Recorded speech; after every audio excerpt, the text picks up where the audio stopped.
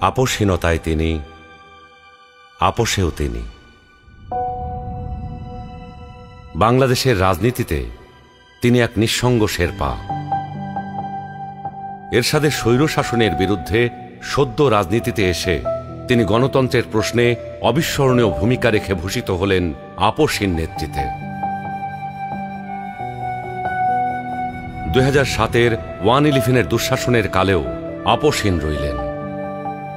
নিজের এবং সন্তানদের নিরাপদ জীবনের প্রতিশ্রুতির বিনিময়ে গণতন্ত্রহীনতাকে মেনে নিলেন না। ফ্যাসিস্ট হাসিনার আমলে বিদেশ থেকে ফিরে এসে মিথ্যা মামলা মোকাবেলা করে জেলে চলে গেলেন। তবুও আধিপত্যবাদী রাজনীতির সাথে আপোষ করলেন না, হয়ে উঠলেন ফ্যাসিস্ট শাসন বিরোধী লড়াইয়ের অনন্ত প্রেরণা। তবে কি তিনি কখনোই আপোষ করেননি? অবশ্যই করেছেন।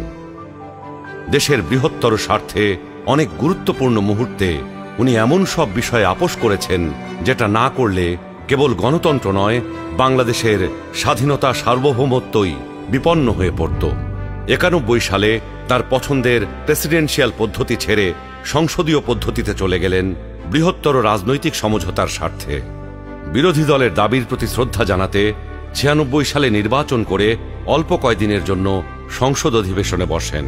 বসে তত্ত্বাবধায়ক সরকার সংবিধানে যুক্ত করে ক্ষমতা ছেড়ে নির্বাচন দিয়ে বিরোধী দলে গিয়ে বসেন। 2008-এ একপেশে এবং অসমান নির্বাচনী ক্ষেত্রের কারণে পরাজয় নিশ্চিত জেনেও নির্বাচনে অংশ নেন গণতান্ত্রিক ধারাবাহিকতা রক্ষার জন্য। সকল মানুষের মতোই তিনিও নিশ্চয়ই সীমাবদ্ধতার ঊর্ধ্বে ছিলেন না, কিন্তু শিষ্টাচার, সৌজন্যবোধ, দৃঢ়তা, দূরদর্শিতা এবং প্রজ্ঞার সমন্বয়ে তিনি হয়ে উঠেছেন বাংলাদেশের রাজনৈতিক ইতিহাসের এক অনন্য চরিত্র। তিনি বেগম খালেদা জিয়া।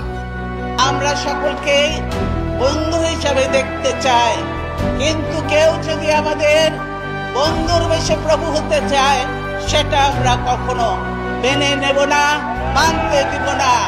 কারো প্রভুত্ব বাংলাদেশের জনগণ স্বীকার করবে না।